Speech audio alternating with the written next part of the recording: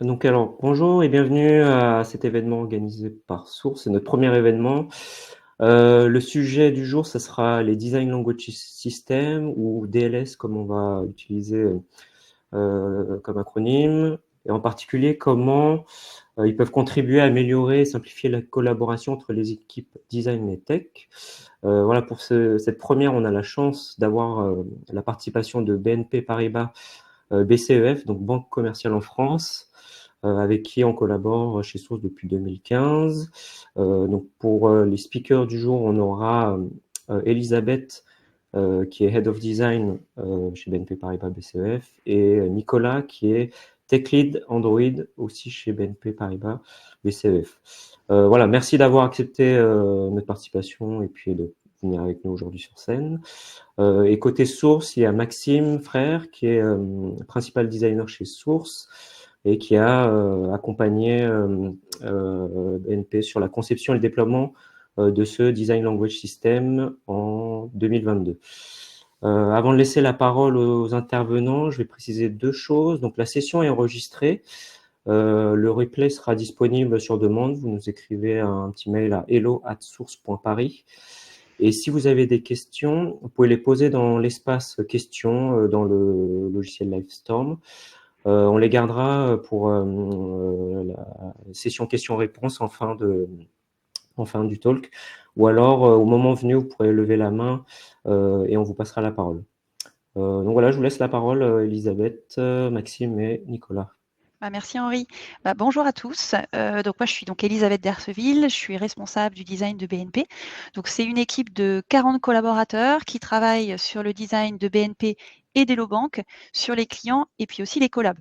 Donc aujourd'hui, donc on a choisi ensemble avec Source de vous parler donc de notre design system qu'on a créé donc main dans la main avec l'IT. Et donc je pense que Nicolas, si tu veux dire un petit mot sur qui tu es. Oui, alors bonjour à tous. Moi, c'est Nicolas Tellera, donc je suis Tech Lead Android à la BNP. Donc ça va faire 3 ans et je travaille sur les applications Mes Comptes et Hello Bank, qui comptent plusieurs millions d'utilisateurs. Et puis Maxime. Et donc moi, principal designer chez Source. Donc Source, c'est un bureau de design et de technologie où on intervient sur plusieurs verticales chez nos clients, de la stratégie de design au product design, et notamment avec aussi une troisième partie qui est la partie industrialisation, où on est spécialisé dans les design language systems. Merci à tous les deux. Donc, on va commencer par vous donner quand même un petit peu de contexte, puisque c'est un contexte bien sûr qui est spécifique à BNP Paribas. Et puis, on va vous présenter nos partis pris sur ce DLS. Et enfin, on terminera par vous donner nos perspectives d'évolution sur ce design system. Et puis, vous aurez l'occasion, bien sûr, de poser vos questions et on essaiera au mieux d'y répondre. Donc, pour vous donner un petit peu d'historique et vous expliquer un petit peu ce qui s'est passé. Donc, en 2022, l'équipe a convaincu qu'il fallait refondre ergonomiquement l'appli Mes Comptes. Donc, c'est l'appli que vous voyez à gauche. Cette refonte graphique, elle a permis aussi de pousser une refonte technique. Et cette refonte technique permettait d'embarquer le design system. Donc, à ce moment-là, on était déjà convaincu qu'on allait gagner grâce au design system en efficacité, en cohérence. Et c'était clé aussi pour nous de prendre en compte toutes les meilleures pratiques du marché. C'est pour ça qu'on a démarré en 2022 avec une stack technique récente sur iOS et Android. On a commencé à travailler donc sur l'application d'abord BNP, Mes Comptes, et l'objectif, c'était ensuite d'élargir à l'application Hello Bank. Donc c'était clé que dans la conception, on prenne en compte que le design system serait multiparc. Élargir à Hello Bank, c'est un vrai challenge. C'est pas uniquement comme ce qu'on peut voir sur certains design systems où on prend on colorie de vert en bleu. Nous, c'était pas possible. Pourquoi c'était pas possible? Parce qu'en fait, on a sur chaque marque une identité de marque qui est très forte. On a des cibles qui sont différentes, on a des chartes et des codes graphiques qui sont différents. Donc impossible de dire je fais juste de la coloration de bleu, de vert en bleu ou de bleu en vert. Sachant que sur nos parcours, évidemment, on travaille parfois en collaboration, mais il peut y avoir des parcours aussi qui sont dédiés. Donc, il était très important, bien sûr, de prendre en compte ces contraintes de marque, mais aussi, côté technique, il fallait des expériences qui s'intègrent au mieux dans chaque OS. Donc, on devait optimiser le code en bénéficiant des composants natifs, et puis il y avait aussi toutes les notions d'accessibilité à prendre en compte.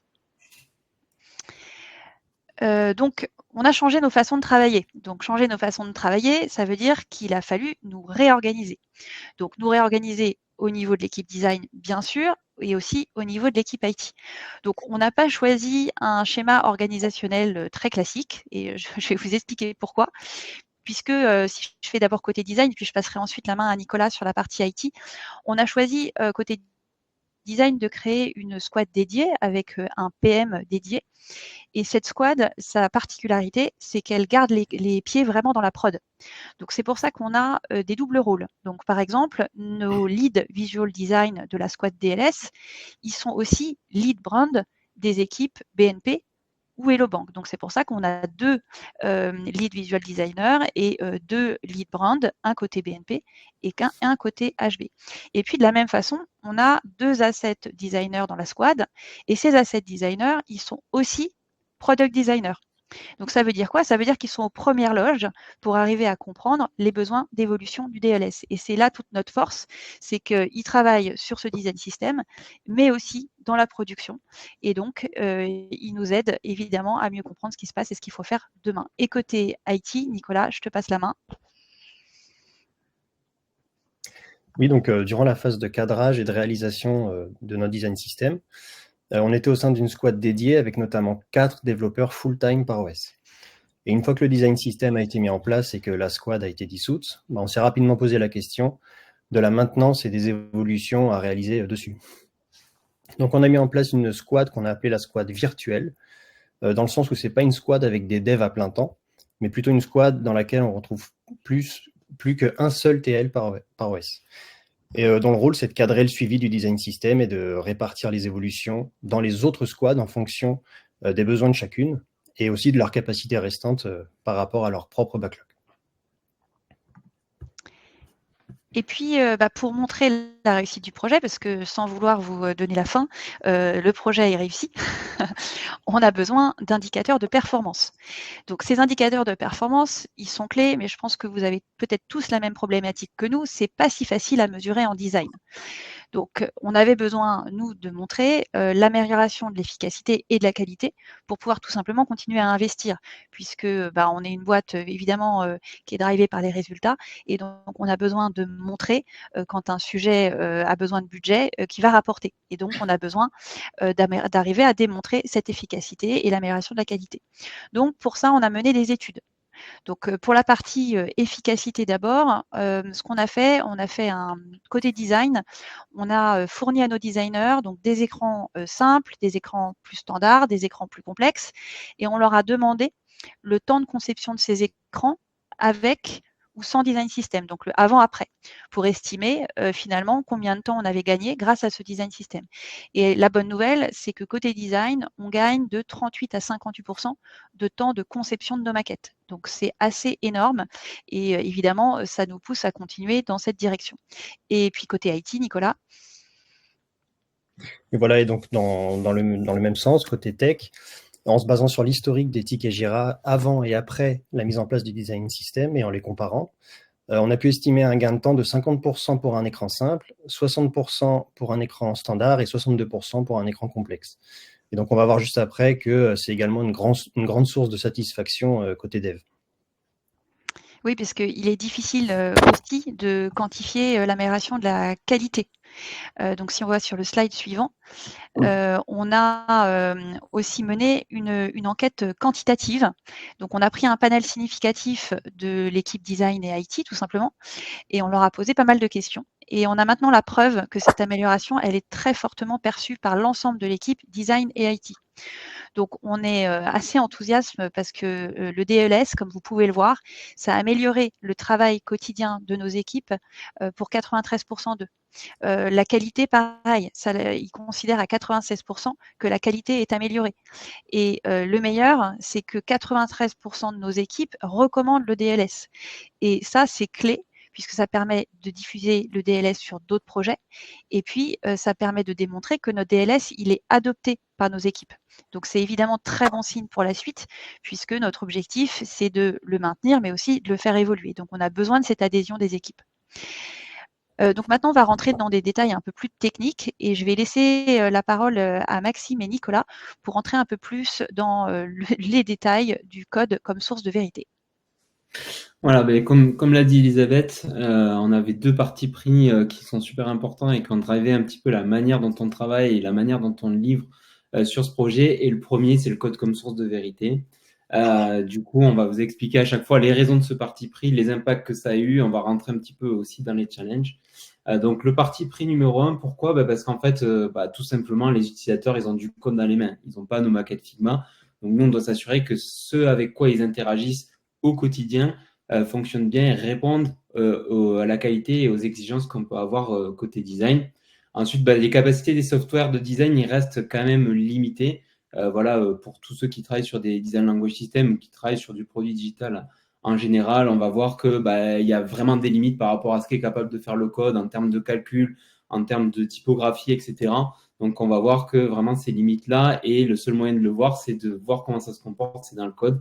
Et puis, les outils du quotidien ne sont pas toujours aussi adaptés au mobile. Donc, en plus de ne pas toujours être adaptés aux environnements sur lesquels finalement on déploie nos produits, c'est pas toujours le mobile aussi fait un peu défaut. Si on parle ne serait-ce que pour la typographie des Line8 qui sont en fait du line spacing côté mobile, en fait, on va avoir des dissonances. On a de très grosses difficultés à être sûr que ce qu'on design finalement dans nos outils du quotidien type Figma ressemble à ce qui va et ce qui ressort vraiment côté code. Du coup, les impacts de ça, c'est une nouvelle manière de collaborer entre design et tech, en tout cas une nouvelle manière chez BNP de collaborer, et ça va avoir des impacts sur 4 piliers. Le premier, c'est effectivement le langage. Le deuxième, c'est le workflow, comment on travaille et on collabore ensemble. Le troisième, c'est qu'est-ce qu'on délivre, et ensuite, comment on s'organise pour la délivrer. Et du coup, je passe la main à Nicolas.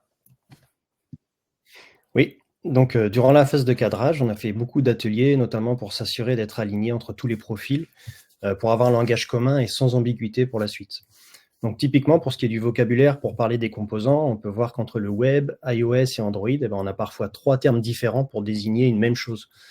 Ici, on peut voir que pour un composant, typiquement un switch, ce composant-là va être appelé toggle switch côté web, toggle côté iOS, switch côté Android. Donc voilà, l'idée, c'est de se mettre d'accord sur un nommage partagé et définitif qui fera foi dans le design system. Et concernant la taxonomie également, on a cherché à s'aligner sur le nommage pour structurer tous les assets afin de créer des ponts et des synergies entre les marques, la tech et le design, et ça de manière scalable. Donc, c'est-à-dire se mettre d'accord sur comment nommer les composants, les icônes, les pictogrammes, etc. Et notamment sur la taxonomie des tokens du design system, sur laquelle Maxime reviendra par la suite. Et puis quand on parle de communication, on ne parle pas aussi forcément que de langage, on parle de moyenne communication. Donc, du coup, on avait beaucoup d'outils asynchrones ou synchrones qui étaient différents. On avait beaucoup d'outils pour organiser les équipes aussi qui étaient différents. Donc là, l'idée, ça a été de tous se mettre sur des outils communs et s'assurer finalement qu'on travaille et qu'on puisse communiquer de la manière la plus fluide qui soit. Du coup, autre challenge, ça a été de repenser le workflow autour du shift de code. Donc, je vais vous présenter, nous, comment on fonctionne aujourd'hui et comment ça se passe quand on crée un composant ou quand il y a une amélioration de composant ou une modification à réaliser. Donc, on commence toujours forcément par le brief. Donc, quels sont les usages qui sont attendus par rapport à ce composant? Et puis, dès le départ, on intègre l'accessibilité. Donc, on a des experts accessibilité qui nous ont suivis, qui nous ont donné toutes les contraintes qu'il pouvait y avoir. Alors après, on dit beaucoup que l'accessibilité, c'est dans le code. On pourra en reparler peut-être dans les questions-réponses, mais en tout cas, nous, quand on voit qu'il y a des composants qui sont de plus en plus complexes, là, en fait, il y a toute un lot d'exigences qui finalement sont dès la conception pour permettre finalement d'élever l'accessibilité au plus haut niveau. Ensuite, forcément, on va faire des benchmarks, donc on va regarder ce qui se fait en externe, on regarde ce qui se fait en interne au niveau de toutes les apps, de tous les produits qui ont pu déjà être réalisés ou qui sont en cours de réalisation pour définir en fait le look and feel du composant. Donc, si on regarde, par exemple, pour le composant là ici de la note, si vous vous rappelez du contexte, il y a eu un contexte de rebranding aussi côté BNP.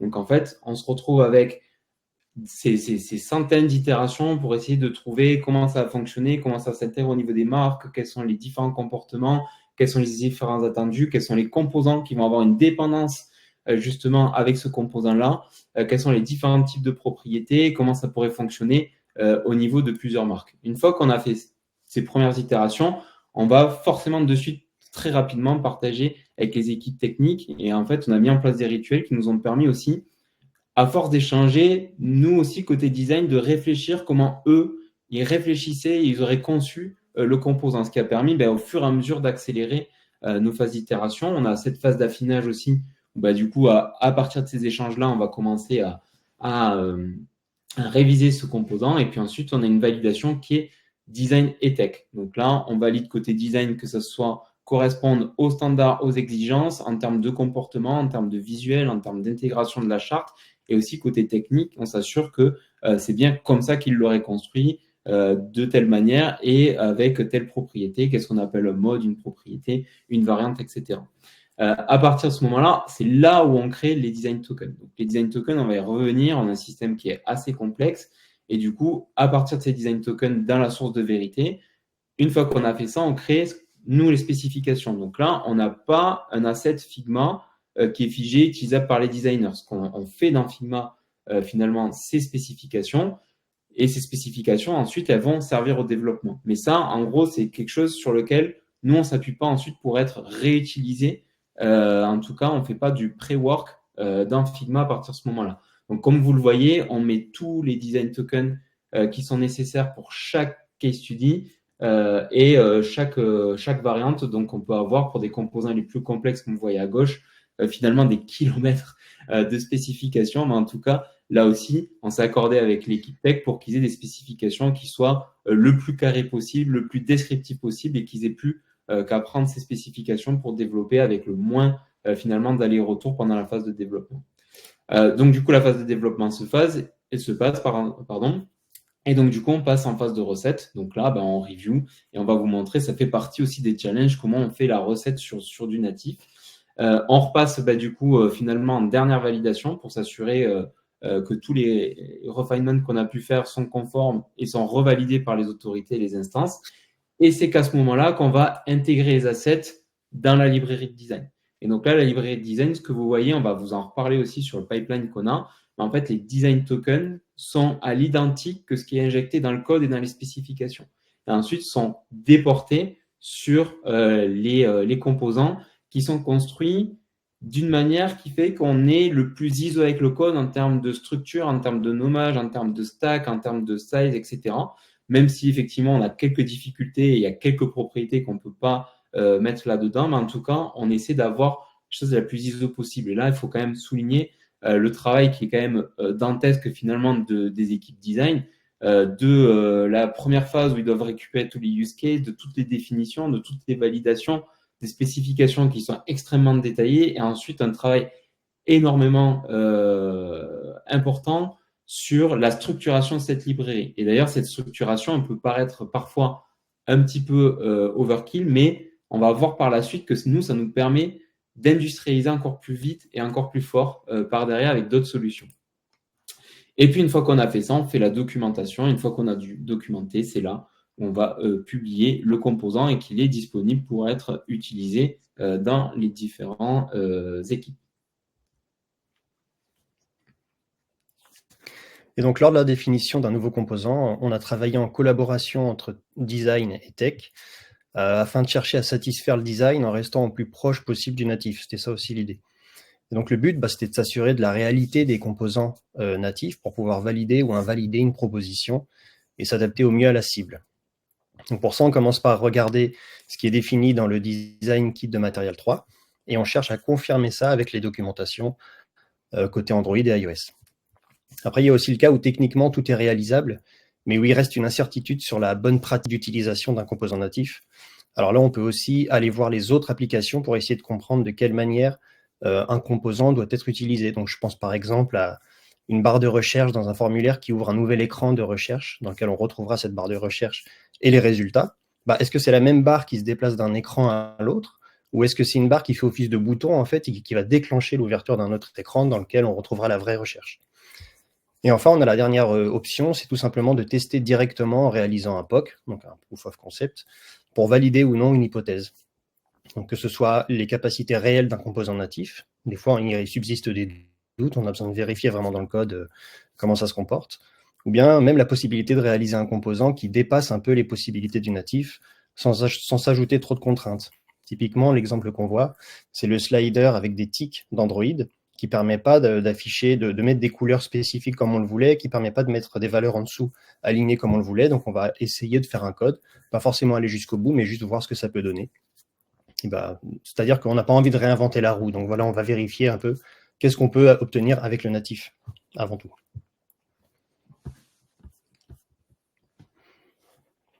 Et du coup, l'autre challenge, c'est vraiment de comment on fait la recette de ces composants. Donc, en premier lieu, ce qu'on a créé, c'est une app de démo qui permet d'obtenir en fait tous les composants et tous les use cases qui sont disponibles en fait sur Android et iOS, qui nous permet vraiment de tester et de voir en situation réelle les prests, les différents états, les différentes variantes, comment ça se comporte sur différents devices. Et malgré cela, en fait, il y a quelque chose qui fonctionne aussi très bien, c'est de prendre des screenshots de l'app en pré-prod, de ce qui est en train d'être développé, qui nous est fourni par nos développeurs, et puis ensuite de les mettre en côte à côte avec les designs de Figma, donc paramétrés, configurés de la même manière. Donc là, on vous montre volontairement l'exemple le plus flagrant d'un composant qui a pu sauter. Donc ça aussi, on a un code couleur chez nous qu'on appelle le Hulk et qui nous permet en fait de voir si on a utilisé la bonne variante au bon endroit au bon moment. Parce qu'il y a certaines variantes qui sont spécifiques côté Hello Bank, certaines variantes spécifiques à HB. Et donc, en fait, ça nous permet de repérer directement dans le code si, pour nous, il y a eu une erreur d'utilisation d'une certaine variante ou d'un certain mode. Et puis, on compare côte à côte ce qui a pu bugger. Et après, il y a quand même une dernière chose que Nicolas fait. Je lui laisse parler de ça pour vérifier. Ouais. Parce que bien sûr, chaque composant passe par l'épreuve de la revue de code, évidemment, dans laquelle le composant sera revu et obligatoirement approuvé par 2 autres développeurs. Mais bien sûr, l'erreur est humaine, et c'est vrai qu'avec notre taxonomie et parfois le grand nombre de variants et d'états proposés par un composant, c'est possible de se tromper. Et dans les tokens utilisés, que ce ne soit pas forcément relevé et bien vu en revue de code. Donc à ce moment-là, si un doute est émis côté recette, ça retourne côté dev. Et on passera par une étape supplémentaire de relecture des tokens spécifiquement, avec le focus sur la partie qui comporte potentiellement une erreur. Du coup, le deuxième parti pris, c'est la grande flexibilité d'expression visuelle. En fait, encore une fois, les raisons, c'est qu'il y a, comme l'a évoqué Elisabeth en intro, vous avez vu qu'il y avait 2 marques qui ont vraiment finalement des entités qui sont très différentes. Et pour autant, on a finalement des applications qui gèrent des fonctionnalités qui sont similaires. Donc nous, ce qu'on a vraiment ce parti pris, c'est de permettre cette libre expression la plus totale en optimisant les ressources. Donc ça, c'était vraiment ce qu'on voulait faire. Donc les design tokens nous permettent d'avoir une customisation à la fois très très poussée, mais en même temps d'avoir le même asset de code qui est mis côté iOS ou côté Android. Après, il faut savoir que ça s'est fait en plusieurs temps. Donc, on a commencé par BNP et le rebranding, et il s'est trouvé que Hello Bank est venu s'accoster et s'arrimer un peu plus tard. Donc, il a fallu, finalement, il y a une problématique d'adoption et un vrai enjeu d'adoption sur lequel, en fait, une marque pourrait très bien dire, non, nous, on ne veut pas s'intégrer parce que ça ne répond pas à nos exigences. Et nous, on a des écosystèmes qui sont déjà en place. Donc, en fait, si votre design language system n'a pas le même langage et ne nous permet pas de conserver cette même charte, en fait, finalement, on va avoir des dissonances dans notre expérience. Donc, il faut qu'on puisse l'adapter dans un premier temps.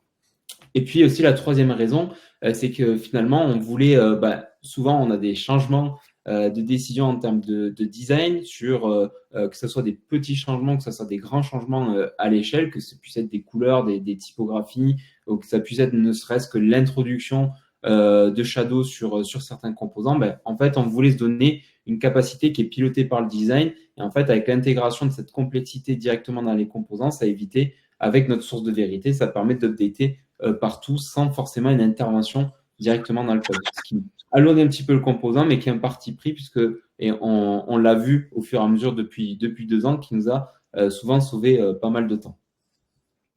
Donc, quels sont les impacts? C'est une structure complexe de design token. On en a plus de 4400 et là, on en rajoute assez souvent au fur et à mesure que de nouveaux composants peuvent intégrer le Design Language System ou qu'on a besoin de nouvelles possibilités de customisation. Et donc forcément, ça a un impact énorme sur la taxonomie et la nomenclature, sur la gestion de ces différents tokens. Comment on le délivre, comme on a dit, le code comme source de vérité, finalement, ça veut dire quoi? Ça veut dire que nous, ce n'est pas des outils de design qui pilotent et qui gèrent, c'est des outils de design qui consomment au même titre que le code. Et ensuite, du coup, il va y avoir aussi cette structure où on avait défini une première structure et puis finalement, on s'est rendu compte que derrière, il fallait la changer. Donc pour s'assurer d'avoir un langage commun et partagé entre les nombreux développeurs et designers, on avait besoin de se mettre d'accord et de définir une taxonomie et une nomenclature compréhensible et structurée qui cible avec précision les éléments du design system. Donc par exemple, utiliser le terme surface au lieu de background pour distinguer le background de l'écran et éviter les conflits avec le background des composants qui vont constituer l'écran. Et donc on a cherché à définir un ordre aussi dans la taxonomie, c'est-à-dire la manière dont on rédige le nom des assets, pour se rapprocher de comment les tokens ensuite seront organisés dans les modules du code au final, quoi. C'est un travail qui a été fait main dans la main avec les développeurs, encore une fois, à chaque fois, si vous vous rappelez le langage, ça c'est un des plus gros chantiers. On l'a voulu assez verbeux. Pourquoi? C'est en fait, typiquement, problématique d'arrimage, d'autres personnes, des newcomers sur le Design Language System, des nouvelles marques qui veulent s'intégrer, potentiellement, en fait, il faut que les designers puissent savoir, du coup, quel est l'impact de leurs décisions et de leurs changements à quel endroit du composant. On a aussi essayé de mutualiser au maximum ces tokens en fonction des OS. Donc, c'est pour ça qu'on a une branche qui est native commune, mais aussi quand on utilise finalement des composants natifs, en fait, on va aller définir des tokens spécifiques pour être injectés dans les particularités du composant natif. Donc, il faut qu'on puisse savoir à chaque fois et éviter de surcharger le code, sachant que Nicolas y reviendra, mais après, une fois qu'on a ça en fait en source de vérité, derrière, on peut opérer des transformations en fonction des destinations qui vont consommer ces design tokens. Donc là, vous avez un exemple qui est pour les components spécifiques, donc qui n'est pas la même que celle qu'on utilise pour les corps ou celle qu'on utilise pour les projets, mais qui est la plus complexe et qui vous permet d'avoir une bonne vision de ce qu'on a réalisé, sachant que la partie modifier est une partie, pour avoir échangé avec pas mal de personnes, de designers qui travaillent sur d'autres design language systems, est un peu notre fortune, mais nous permet aujourd'hui d'avoir quelque chose de très structuré et de très scalable et de maintenable assez facilement. Du coup, il n'y a pas de teasing là-dessus. Vous avez directement l'outil qu'on a trouvé pour gérer ça. C'est un spreadsheet à l'heure d'aujourd'hui. Donc, on a essayé de trouver pas mal de solutions sur le marché. Donc, Specify, Supernova, Token Studio à l'époque où c'était encore qu'un plugin Figma. Et finalement, nous, on a quand même une complexité dans cette taxonomie, une complexité de gestion qui fait que, en fait, on a trouvé la meilleure solution pour l'instant. Même si on en envisage d'autres, et Elisabeth en parlera, c'est celle-ci qui fonctionne le mieux. Pourquoi? Parce que c'est collaboratif. En spreadsheet, on peut avoir plusieurs personnes qui travaillent là-dessus. On peut permettre de dupliquer le fichier. Donc, du coup, on a des fichiers, ce qu'on appelle de pré-prod et de prod. Donc, du coup, les gens ont un ISO à un moment donné, travaillent sur leur token dans un environnement qui est finalement assez safe et ensuite, on les réintègre dedans. On voulait que ça soit agnostique aussi. Voilà, en fait, aujourd'hui, typiquement, Figma propose des variables. Outre le fait que ce n'est pas forcément adapté à notre très, très grande structure, demain, on ne sait pas si ils vont nous faire payer certaines API, on ne sait pas si finalement, on va couper des accès, etc. Donc, une source de vérité qui est agnostique, administrable assez facilement et indépendante de tous ces outils-là. Donc pour gérer des milliers de tokens, comme je l'ai dit, on a plus de 4400 et donc en fait, vous vous doutez bien qu'il faut très bien les structurer pour pouvoir bénéficier aussi de recherche ou de modes d'appel. On peut très bien avec des formules appeler les différents corps, etc. Et donc du coup avoir un impact finalement et sortir des statistiques dessus. Et puis le versionning qui nous permet aussi, quand il y a une erreur, ça arrive assez souvent, c'est un fichier qui est extrêmement complexe. Et donc du coup, en fait, le versionning de spreadsheet nous permet de revenir très rapidement à une version qui fonctionne et éviter tout type d'erreur, même si on a un process, on pourra en parler, qui est très très bien établi à 4 mains et qui fait que généralement ça arrive très très peu souvent, voire quasiment jamais.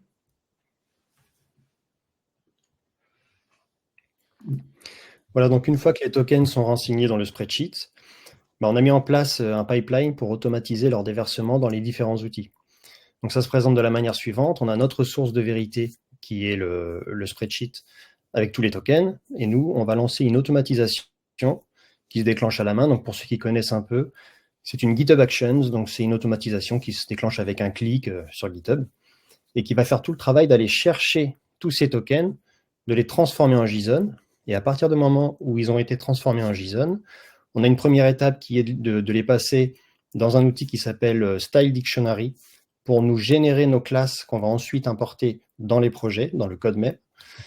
Donc ça va nous générer tous nos fichiers, toutes nos classes de tokens, que ce soit en Kotlin, soit en Swift.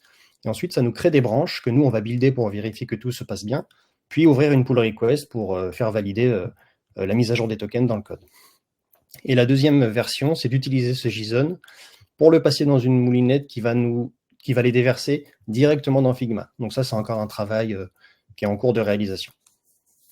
Ouais, aujourd'hui, c'est une action qui est plutôt manuelle, c'est-à-dire qu'on récupère ce JSON, on le met dans notre plugin, et ensuite ce plugin le déverse dans les différentes librairies qui sont assez structurées et une structure assez aussi complexe pour gérer en fait finalement des assets qui sont à la fois côté HB et à la fois côté BNP Paribas. Donc aujourd'hui, les contraintes de l'outil font qu'on ne peut pas tout gérer sur une seule et même librairie, donc on a une structure un peu complexe et le plugin permet de déverser au bon endroit, au bon moment, et ensuite de nous permettre de publier en cascade derrière. Mais donc, du coup, on a une vraie ISO entre ce qui est chez nous dans les variables et ce qui est dans le code, et c'est tout le temps synchronisé. Donc, si on voit une erreur, par exemple, on a modifié quelque chose et on a mis la mauvaise valeur, on va de suite le voir dans le design. On sait qu'il y a une très, très forte chance que ça soit directement dans le code. Et donc, au fil des premiers mois, on a fait évoluer la structure de nos tokens afin de la rendre plus robuste et évolutive. C'est-à-dire qu'au départ, on était sur une structure avec des core tokens, donc des tokens très techniques avec une taxonomie proche des valeurs réelles, comme le nom d'une couleur typiquement. Et ces core tokens étaient déversés dans des alias components spécifiques, c'est-à-dire que ce sont des alias uniques dédiés à chaque partie très précise d'un composant. Et donc, en dehors des composants, on devait utiliser ces core tokens directement dans le code. Et on s'est rapidement rendu compte que changer la valeur d'un core token, ça ne pose pas de problème, c'est automatiquement répercuté, puisqu'il est directement référencé dans le code. Mais dès qu'on avait besoin de changer le core token même qui était utilisé, alors là, à ce moment-là, il fallait repasser partout à la main dans le code pour le mettre à jour. Donc on a fait évoluer cette structure avec l'ajout d'alias projet pour casser ces liaisons et ajouter un intermédiaire entre les core tokens et leur utilisation en dehors des composants. Donc, on n'utilise plus du tout les core tokens dans le code, à part pour les référencer à travers nos alias. Et nous aussi, ça nous a permis, on a décidé de ne pas faire une structure en 3 niveaux, c'est-à-dire on n'a pas fait les core tokens qui s'injectent dans les projets et ensuite qui s'injectent, eux, dans les composants spécifiques. Pourquoi on s'est gardé une latitude? Parce qu'en fait, par certains composants, finalement, il y a des exceptions. Hein. C'est une application bancaire, donc parfois, ça peut vous paraître simple à l'utilisation, mais en fait, en termes de conception, il y a énormément de parcours, énormément de use cases, énormément de fonctionnalités qui nécessitent parfois et qui génèrent des edge cases.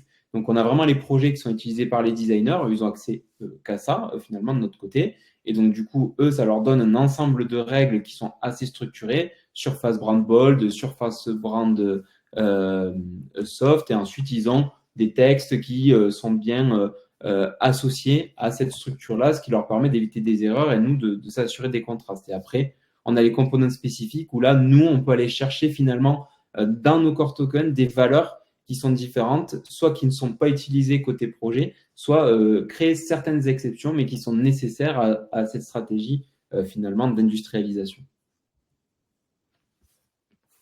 Et on repasse la main du coup à Elisabeth. Merci. Donc, ça y est, maintenant, notre DLS, il est lancé, il est fonctionnel. Donc, finalement, les prochaines étapes, c'est bien sûr de le maintenir d'abord, de le fiabiliser, mais aussi de l'industrialiser. C'est très important pour nous de toujours aller plus loin. Donc pour ça, évidemment, on a besoin d'outils spécifiques, ce que vous a montré tout à l'heure Maxime. Parfois même, ils sont sur mesure. Donc, il vous a montré le tableur partagé sur la gestion de tokens. Donc, pour l'instant, ça convient plutôt bien, ce qu'il vous a montré, mais on pourrait arriver demain à certaines limites de nos outils. Donc, c'est aussi là que Source nous aide à regarder les solutions du marché. Ils ont la capacité de tester et puis ils peuvent aussi évaluer pour nous l'intérêt de solutions dédiées. Donc, je sais qu'en ce moment, ils échangent par exemple avec Token Studio. Donc, nous, on est toujours intéressés de voir ce qui se passe ailleurs et de voir s'il y a des opportunités pour nous. C'est important vraiment pour nous d'évoluer et de ne pas rester dans un schéma statique. Donc c'est comme je vous disais, c'est important pour nous de gagner en efficacité, de s'industrialiser. Donc on s'industrialise avec des plugins. Donc tout à l'heure, on a parlé du plugin pour les tokens et là, on vient de développer un nouveau plugin qui est donc en phase bêta pour accélérer le travail des développeurs. Donc c'est un plugin, ce sont des plugins Figma qui permettent donc de basculer, comme vous pouvez le voir à droite là, d'un écran d'un OS vers un autre, dans les deux sens. Et aussi, on a la même chose pour basculer d'une marque à l'autre. Donc, ces tokens, comme vous pouvez le voir, ça met automatiquement la bonne version des composants, la bonne frame. Donc là, on est en train de les tester. Donc, on s'amuse avec pour voir si ça marche bien, pour vérifier qu'il n'y a pas de difficultés particulières. Et l'objectif, c'est ensuite de pouvoir l'utiliser de façon, bien sûr, industrielle. Donc là, on a commencé avec la partie iOS Android et ensuite, on enchaînera avec la partie marque, passage d'une marque à l'autre, qui a déjà été développée aussi. Donc, bien sûr, on a des étapes à suivre hein, puisque on souhaite élargir notre démarche à d'autres équipes. Donc, comme je vous ai expliqué tout à l'heure, on a une autre équipe au sein du design qui est l'équipe collaborateur. Donc, en ce moment, eux, ils travaillent sur un design système web. Donc ça, c'est assez important pour nous et l'objectif sera de travailler aussi sur le web côté aussi client. Et puis, on a déjà eu l'opportunité de réutiliser notre design system mobile pour développer une nouvelle application mobile pour les cartes commerciales corporate. Donc, on s'affranchit aussi de Mes-Comptes, qui est notre application mobile, pour aller vers d'autres applications. Et donc, demain, on peut imaginer réutiliser notre design system sur d'autres applications. Donc, ça permet évidemment de gagner du temps chez nous et de gagner du temps au niveau de l'IT. Donc, l'aventure continue. C'est un très beau projet et on est ravis de le faire. Et on est très fiers aussi de ce qui a été fait. Et j'aimerais vraiment remercier toute l'équipe design qui s'est énormément investie et qui est une super équipe. L'équipe de dev avec qui on travaille vraiment très bien et main dans la main. Et c'est pas toujours facile entre le design et le dev de bien travailler. Et c'est vrai que pour ça, c'est une belle réussite. Et puis, bien sûr, tous nos sponsors, puisque chez BNP comme ailleurs, je pense, on a besoin de sponsors pour avoir les budgets tout simplement et sans eux, on n'aurait pu rien faire.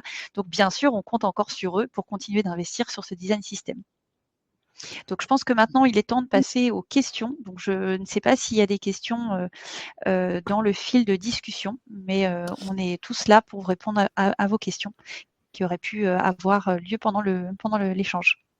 Oui, il y a pas mal de questions. Je vais on va utiliser une fonctionnalité pour pouvoir lancer les questions. Donc la première de Paul Ménan. Avez-vous pu quantifier en euros l'impact du DLS? Je crois que oui. Après, je ne sais pas si vous pouvez partager les chiffres. Je pense pas, mais C'est en effet pas facile déjà de quantifier en euros et puis de le partager.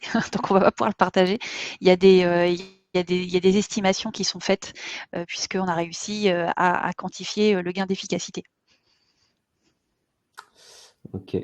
Une autre question qui est, vu qu'il y a de Stephen, vu qu'il y a une refonte, si je me souviens bien, est-ce que le design system était-il fait après le design validé ou avez-vous créé le design system en même temps que le design de l'app? Alors, c'est plutôt la deuxième réponse et celle qui pourra mieux en parler, c'est Léa chez BNP, puisqu'elle a été en charge de la refonte et puis elle s'est retrouvée avec le projet de design language system qui est arrivé. Et donc, du coup, elle a du tout mené de front avec Théo. Donc, c'est là aussi où je pense qu'on aurait été peut-être plus rapide dans le déploiement. Mais en tout cas, ça nous a permis peut-être à la fois de challenger un petit peu notre structure et ce qu'on devait mettre en place pour réaliser ce rebranding, et en même temps aussi challenger un petit peu le rebranding sur l'intégration voilà, de tous ces experts d'accessibilité, de toutes ces interactions qu'on n'a pas toujours le temps de couvrir là-dessus. Donc, ça a été vraiment les deux en même temps, ce qui fait que il y avait quand même déjà un très gros travail qui avait été fait sur les fondations et les bases, mais en fait, l'application dans tous ces composants et toute cette suite de composants, ça a fait qu'on a eu quand même des itérations qui étaient beaucoup plus longues et des validations voilà, qui ont dû être beaucoup plus rigoureuses pour s'assurer qu'on soit vraiment dans une certaine continuité. Et c'est ça aussi où le travail des design tokens nous a vraiment aidé, c'est qu'à un moment donné, quand on arrive aux limites de ce qu'on a pensé pour la charte dans un composant et que ça vient impacter d'autres, il suffit finalement de changer quelques décisions dans un fichier pour que ça se redéploie et finalement on crée une harmonie beaucoup plus rapidement. Et je peux peut-être ajouter qu'il y a aussi une contrainte budgétaire qui fait que pour nous, arriver à dire comme ça, from scratch, je dois faire un design system, ça passe pas. En fait, il faut qu'on arrive à démontrer qu'il y a un intérêt budgétaire aussi. Et donc, pour avoir le budget, c'était s'accoster à la refonte. Donc, il y a aussi toutes ces problématiques qui ne sont pas simples à gérer, puisque le design system, il n'est pas forcément non plus compris au niveau du top management. Ok. Hop. Alors, deux questions de Gabriel. La première, avez-vous un process de contribution externe? Alors, pardon, non. En dehors du DS, avez-vous des difficultés à faire accepter par vos équipes certaines contraintes d'accessibilité qui peuvent influencer le design? Alors, je ne pense pas qu'on ait de difficultés à faire accepter parce que l'accessibilité, c'est quelque chose qui est clé pour nous et qui est maintenant dans tous nos process. Donc après, ça ne veut pas dire qu'on est accessible sur tout, entre le web et le mobile, mais en tout cas, ça fait maintenant vraiment partie de nos process de faire de l'accessibilité. Tout le monde est formé et c'est clé. Donc, accepter, non, je pense que c'est par défaut, en fait, comme beaucoup de choses. Donc, ça fait partie de notre façon de travailler. Je ne sais pas si Nicolas, tu veux compléter, mais... Non, c'est ça, j'ai rien de particulier à ajouter. moi peut-être sur la partie design, juste on a essayé de vous montrer et de rentrer un petit peu dans tout ce qu'on réalise au quotidien, mais en fait, à chaque fois qu'on a conçu un composant, en fait, il faut savoir qu'on a fait aussi un gros travail sur l'adoption et l'adhésion des gens. Donc en fait, à chaque fois qu'on réalisait un composant, souvent toutes les 2 semaines, on a une partage avec toutes les équipes design, avec les PO et les PM, pour leur montrer en fait tout le chemin qui nous a amené à prendre telle décision sur tel composant. Donc forcément, typiquement, tout ce qui est stepper, il y a des choses qu'on peut faire, donc diminuer la taille, réduire l'importance visuelle. Et en fait, il y a plein de contraintes d'accessibilité qui ont fait qu'on a dû plutôt mettre les steps de manière visible, écrite en toutes lettres, etc. Mais le fait, en fait, finalement, que pour chaque composant, chaque designer de chaque équipe, en fait, ait pu suivre notre cheminement, nos contraintes, nos challenges, finalement, à la fin, ils se sont dit, OK, ils sont arrivés à telle solution parce qu'en fait, c'est le fruit de telle et telle réflexion, de telle et telle problématique, de tel challenge qui ont été résolus. Donc ça a été aussi très, très important, notre partage bi-hebdomadaire, toutes les 2 semaines plutôt, avec les autres équipes pour leur faire comprendre en fait comment on construisait les choses et pourquoi on en arrivait à telle solution. Donc forcément, ça fait pas mal adopter ça et du coup, forcément, l'accessibilité, comme le disait Elisabeth, c'est quelque chose que tout le monde a embrassé dès le départ, donc on n'a pas eu de difficultés. Ok, merci. Là, il y avait une deuxième question de Gabriel. Avez-vous un process de contribution externe? Alors aujourd'hui, le process, il n'est pas réellement formalisé. Le fait d'avoir aussi des gens qui sont dans la production et aussi dans la core team fait que finalement, en fait, ces besoins, ils remontent très, très vite et très en amont. Donc aujourd'hui, on est quand même sur un périmètre qui est très large dans le sens où il y a beaucoup de fonctionnalités d'équipe, mais qui reste quand même sur le périmètre d'une application.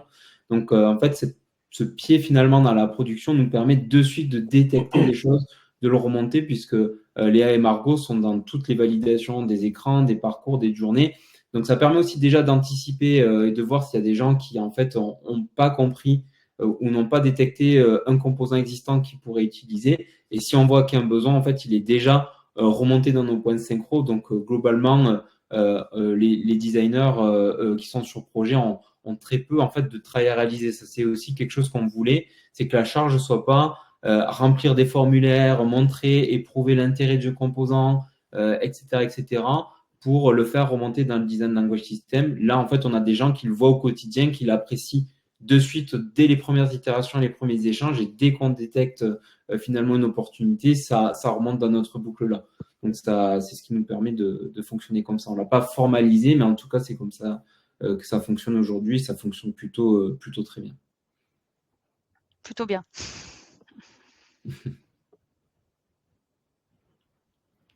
C'est pareil s'il y avait d'autres questions. Pardon. Oui, il y a plein de questions, c'est super. Une question de Justine. Est-ce que vous avez pu tout migrer ou il reste de la dette technique côté front? Et si vous avez tout migré, Alors oui, combien de temps ça vous a pris? Il en reste en fait. On a fait les parcours principaux, mais en fait notre application elle est énorme. Donc ce qu'on fait, c'est que quand on revoit, certains parcours, les moins principaux qui n'ont pas été migrés, on les fait au fur et à mesure. Donc en fait toute la majeure partie est faite, et en fait quand on descend loin dans l'application, il y a certaines choses qui ne sont pas faites, et on le fait du coup au fur et à mesure quand on a soit une refonte de parcours, soit une évolution de parcours, voilà. Et tout nouveau parcours bien entendu est directement sur le design system. Okay. Pour donner un petit peu de contexte, l'application Mécompte et Hellobank, c'est la dernière fois que j'ai fait des stats, c'était environ 1 300 000 lignes de code. Donc on part du principe qu'un écran fonctionne, une fonctionnalité qui est en prod depuis un certain temps, s'il n'y a pas besoin d'y toucher, on n'y touche pas. C'est plus de risque qu'autre chose. Et il peut arriver qu'on se dise, là on est en train de faire quand même pas mal de modifs, autant mettre à jour l'architecture et le design system et tout ce qui va avec. Et sinon, comme disait Elisabeth, non, on ne touche pas à l'existant tant qu'on n'en a pas besoin.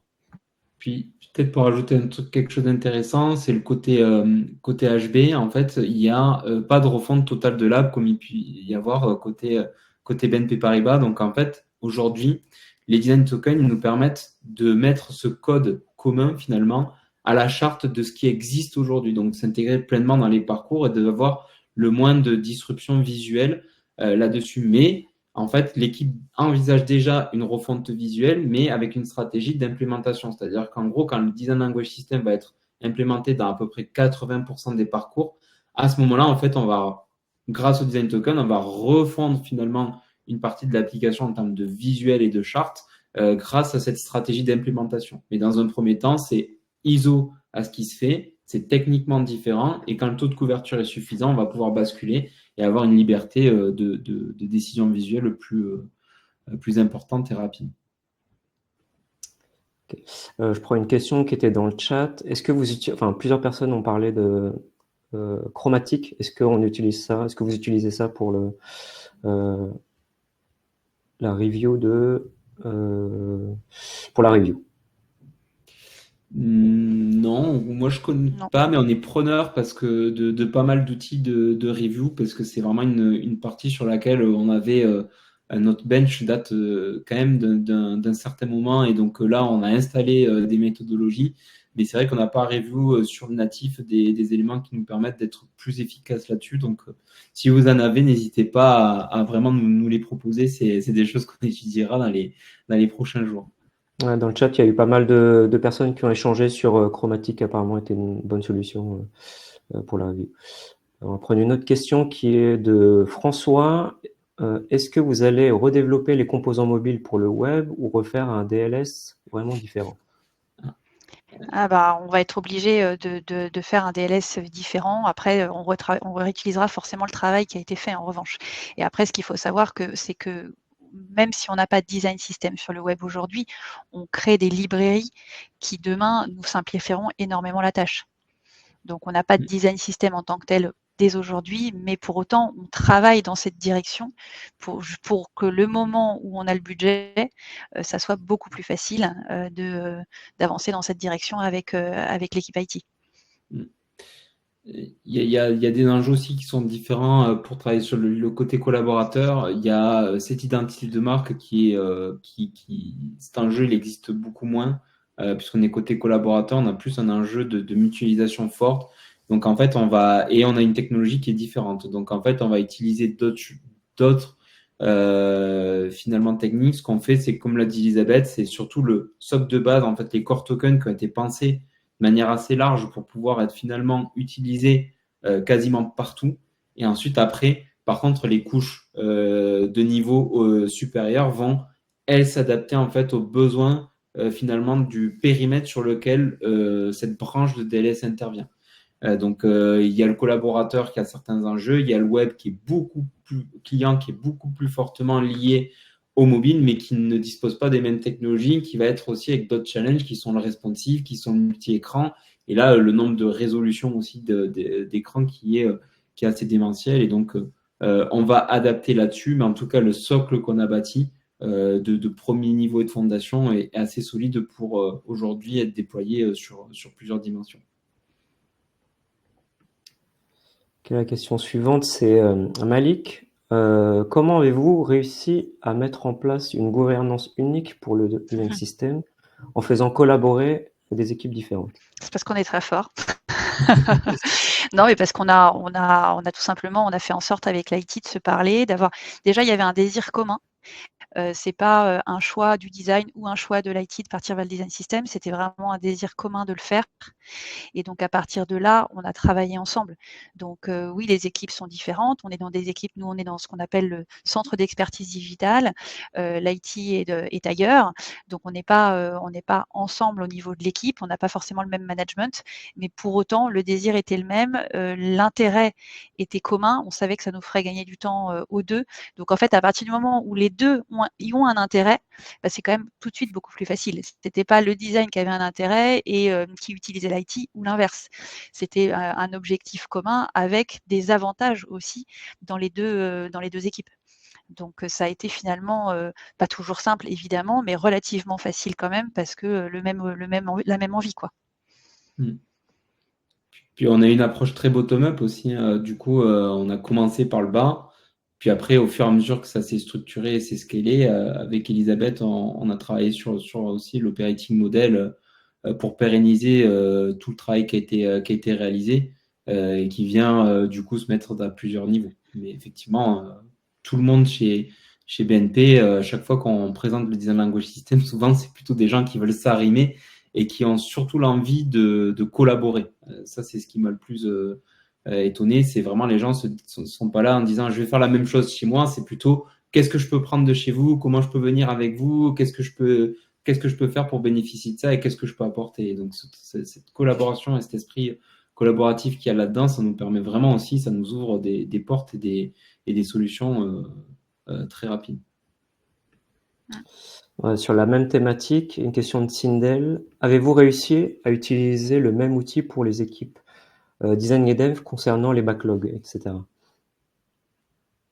Bah, on est sur Jira. Donc après oui, on a les mêmes outils. Ouais, c'est ce qu'on avait un peu introduit au début. Ça n'a pas été la migration la plus facile côté design. Mais en tout cas, un outil unique, ça permet quand même vraiment là de s'aligner en termes d'organisation, de structuration, de comment on priorise, ne serait-ce que de dire, voilà, rien que la priorité, il y a des priorités définies dans Jira. Nous, on définit nos priorités. Déjà, quand on n'a pas les mêmes, on commence à voir qu'il y a des choses qui vont pas et qui fluidifient pas les échanges. Donc, mais là, aujourd'hui, tout est sur le même outil. Il y a une autre question de Gabriel. Nous avons un design system aussi mature que le vôtre, ce qui rend parfois la marge de manœuvre des designers ou PM faible. Avez-vous des retours de designers qui expriment le besoin de sortir des sentiers battus? Je pense que c'est une question très intéressante. Alors, enfin, pour nous, le design system, il ne doit pas contraindre la créativité des designers. C'est absolument pas l'objectif. En revanche, ça nous fait gagner du temps au niveau des maquettes, ça oui. Ça fait gagner du temps au niveau du dev, oui. Mais pour autant, il faut rester ouvert et il faut être capable de continuer d'aller chercher les besoins des utilisateurs.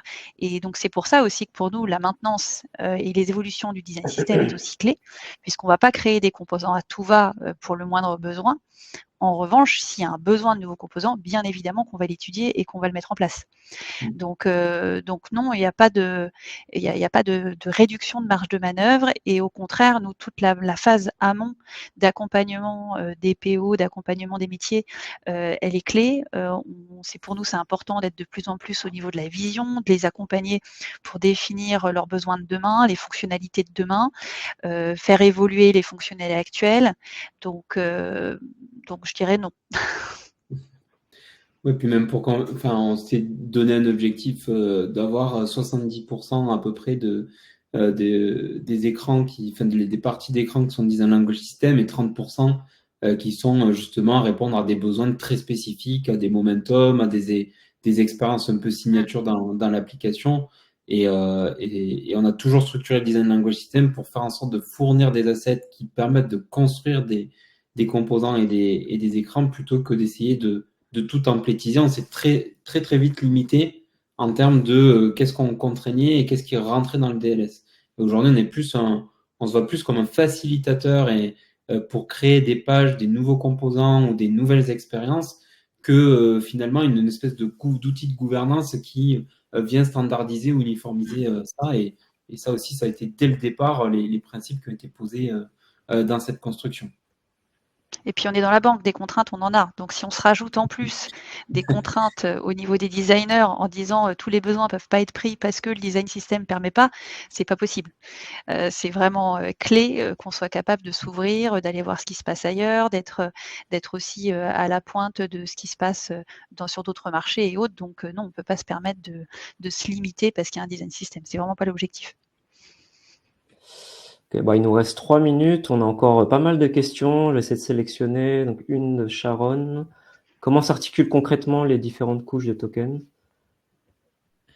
C'est vraiment la structure qu'on a présentée. On a les core tokens de base. Ensuite, ils viennent s'injecter. Eux, ils sont appelés dans soit celle des projets. Donc, les projets, c'est plutôt un ensemble de règles qui sont définies. Donc, comme je l'ai dit, une surface bold, une surface brand bold, une surface neutrale bold.